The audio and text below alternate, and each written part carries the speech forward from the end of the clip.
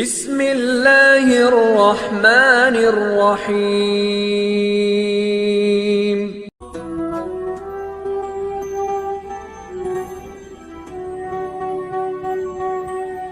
امام ابو حنیفہ ایک طویل مدت تک حضرت امام محمد باقر علیہ السلام کی خدمت میں حاضر رہے اور انہوں نے امام علیہ السلام سے ہی بہت سی فقہ و حدیث سے متعلق باتیں حاصل کیں۔ امام ابو حنیفہ کی معلومات کا بہت بڑا ذخیرہ امام محمد باقر علیہ السلام کا ہی فیض صحبت تھا۔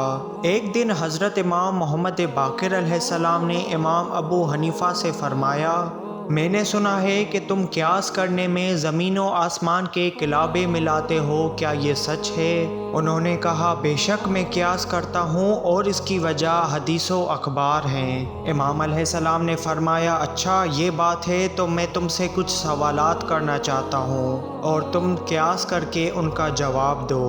امام ابو حنیفہ نے کہا کہ مولا فرمائیے۔ امام علیہ السلام نے سوال ارشاد فرمایا کہ قتل بڑا گناہ ہے یا زنا؟ ابو حنیفہ بولے کہ قتل۔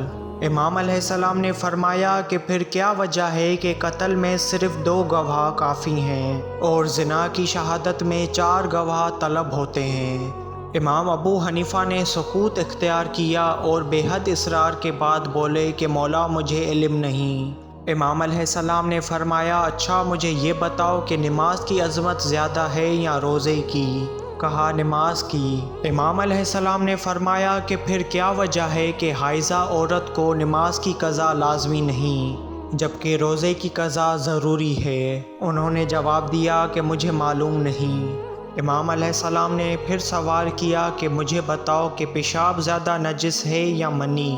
انہوں نے جواب دیا کہ پیشاب زیادہ نجس ہے۔ امام علیہ السلام نے فرمایا کہ پھر کیا وجہ ہے کہ پیشاب کے بعد وضو کیا جاتا ہے اور منی کے بعد غسل واجب ہے؟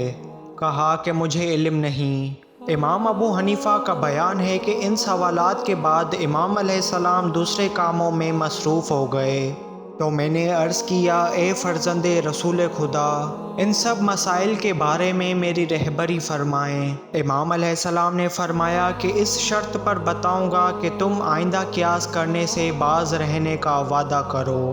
چنانچہ میں نے وعدہ کیا تو آپ علیہ السلام نے فرمایا کہ سنو، قتل کرنے والا شخص ایک ہی ہوتا ہے، اسی لیے صرف 2 گواہ کافی ہوتے ہیں، اور زنا میں 2 شخص ہوتے ہیں، اسی لیے 4 گواہ کی ضرورت ہے۔ حائضہ عورت کو سال میں ایک ہی مرتبہ روزے سے 2 چار ہونا پڑتا ہے، لہٰذا اس کی قضا آسان ہے، جبکہ نماز سے ہر ماہ سابقہ پڑتا ہے، اسی لیے اس کی قضا مشکل ہے۔ اسی لیے خداوند عالم نے یہ سہولت دی ہے کہ روزے کی قضا کرے اور نماز کی قضا نہ کرے۔ پیشاب صرف مثانے سے نکلتا ہے اور دن میں کئی مرتبہ نکلتا ہے، لہٰذا اس میں غسل دشوار ہوتا، اور منی سارے جسم سے نکلتی ہے، بلکہ یوں سمجھو کہ ہر بن منہ سے نکلتی ہے اور کبھی کبھی نکلتی ہے، اسی لیے غسل کرنا آسان ہوتا ہے، لہٰذا اس کے محل اخراج کا لحاظ کرتے ہوئے غسل ضروری قرار دیا گیا ہے۔ امام ابو حنیفہ کا بیان ہے کہ ان جوابات کے بعد مجھے پوری تسلی ہو گئی اور میں حضرت کو سلام کر کے گھر واپس آ گیا۔ عمر ابن عبید حضرت امام محمد باقر علیہ السلام کی خدمت میں حاضر ہوئے اور پوچھا کہ مولا اس آیت کا کیا مطلب ہے؟ آپ علیہ السلام نے ارشاد فرمایا کہ آسمان و زمین دونوں اپنی فیض رسانی سے بند تھے، پھر خداوند عالم نے انہیں کھول دیا، یعنی آسمان سے پانی برسنے لگا اور زمین سے دانہ اگنے لگا۔ حضرت امام محمد باقر علیہ السلام کے علم سے انسان تو انسان بلکہ جنات بھی فائدہ اٹھاتے تھے۔ راوی کا بیان ہے کہ میں نے ایک دن 12 اجنبی اشخاص کو آپ کے پاس بیٹھا ہوا دیکھا تو میں نے پوچھا، مولا یہ کون لوگ ہیں؟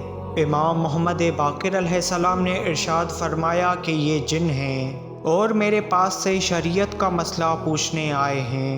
فرزند رسول باقر العلوم حضرت امام محمد باقر علیہ السلام کی زندگی پر مبنی میری اس ڈاکومنٹری ویڈیو کا 7واں پارٹ تھا۔ اسی طرح کی ویڈیوز دیکھنے کے لیے ہمارے چینل اہل بیت راہ نجات کو لازمی سبسکرائب کریں۔ اللہم صل علی